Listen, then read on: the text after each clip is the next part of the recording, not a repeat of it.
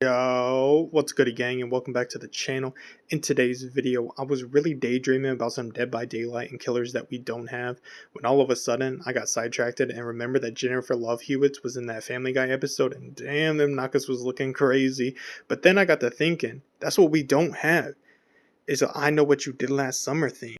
Before y'all start acting crazy and saying that movie was trash, you best check the numbers, and you already know that I did that. Come at me. But for real, I think completing the 90s slasher movies would be a dope concept to bring to Dead by Daylight.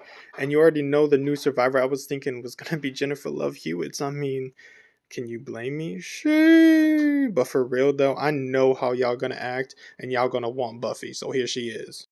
Damn! Helen Shivers will be our survivor, and for you nerds, I'm putting the perks up on the screen. Perk number 1, whatever it takes. Helen will do whatever it takes to survive, and it shows. During a fight with her hunter, she will fight with all her might to get away. Allows for the chance for the killer's obsession. If the player is the obsession after being unhooked by another survivor, the successful attack on Helen by the killer will result in the killer being stunned for up to 3 seconds, and Helen will remain unharmed by the attack. Whatever it takes has a cooldown of 60 seconds and will not cool down during a chase. Perk number 2, Leap of Faith. In the midst of danger, Helen will risk it all. When leaping or taking a fall of any height during a chase, the fall recovery time/delay is reduced to 0, and Helen will not leave any track scratch marks for the next 3 seconds. The killer will also immediately lose any bloodlust they've gained thus far during the chase. Leap of Faith will result in the exhausted effect and has a recovery time of 60 seconds. Last perk, perk number 3, Croaker Queen. Helen's influence and popularity is apparent to everyone who knows her. While within 12 meters of another survivor, Helen's action speed is increased by up to 15%. If in a chase while within the required range of another survivor, Helen receives a 3% speed increase to increase survival chance over the other survivors. That's y'all's Queen's perks. Let me know in which ways they can be buffed or if they need to be nerfed a little bit. Now, moving on to the big guy. You already know, the Fisherman, aka Ben Willis. Now, he's not just going to have a hook to attack people with. I feel like he also needs that harpoon gun. Let's get into his perks. Perk number 1, Shears. Did the man in the slicker use his hook to chop off all your hair too? Nah, he just used scissors. Shears allows for the fisherman to install fear into his prey. When the fisherman comes within 4 meters of a player, while in a chase or not, they will be prompted with an immediate, very difficult skill check. If working, they are working on a generator, healing, or cleansing a totem. A failed skill check will result in a player screaming and creating a visual cue for the killer. A good skill check will result in nothing happening, saving the survivor until the next time the killer leaves to return within the required distance. A great skill check will save the survivor from having to do another skill check as a result of this Shears perk for the remainder of the match. Perk number 2, So Close.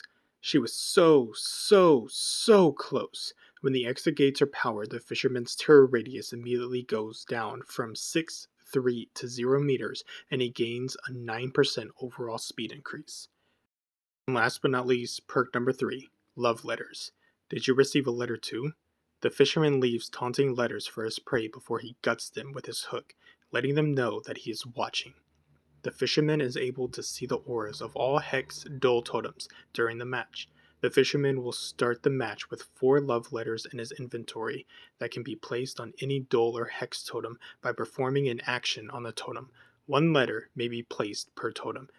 The love letter cannot be seen or sensed by survivors. Immediately after a survivor cleanses the totem with a love letter on it, the killer receives a visual and audio cue where the totem was cleansed along with the survivor's aura anywhere on the map being revealed to the killer for up to 5 seconds. Furthermore, let's talk about this killer's power. Unforgiving.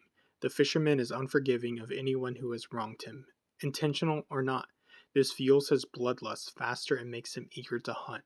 When a survivor is spotted within 24 meters, bloodlust immediately becomes active, whether in a chase or not. During the chase, if the fisherman attempts a lunge attack, he will burst into a short, uncontrollable 12-meter sprint in a straight line forward, where he can immediately down survivors with his hook. Any survivor downed with Unforgiving will suffer from a mangled effect while in any state of injury until healed entirely. The cooldown time for Unforgiving is 8 seconds before it can be used again, while the Bloodlust effects remains active until the survivor is lost. There's your survivor and killer for this I Know What You Did Last Summer theme in Dead by Daylight. Let me know your guys' thoughts in the comments section down below. How can we make this a little bit better? Am I just reimagining things way too much? I know I'm getting hyped about this, but y'all should be too. I'm excited that we got Chucky, and I'm excited for the possibility of more 90s killers.